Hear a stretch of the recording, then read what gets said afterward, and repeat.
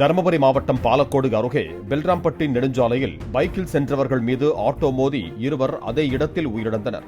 அவர்கள் சீரியம்பட்டி கிராமத்தைச் சேர்ந்த 28 வயது ராகுல், வேப்பிலைஹள்ளி கிராமத்தைச் சேர்ந்த 25 வயது ஹரிநாத் என அடையாளம் காணப்பட்டனர். இருவரும் பாலக்கோட்டிலிருந்து பெல்ராம்பட்டி நோக்கி பைக்கில் சென்றபோது எதிரே வந்த ஆட்டோ மோதியதில் உயிரிழக்க நேரிட்டது.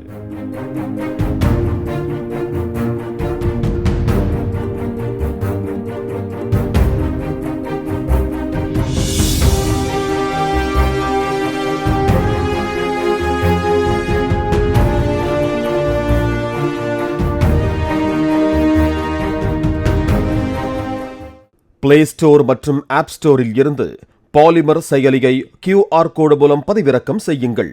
செய்திகளை உடனுக்குடன் பெறுங்கள்.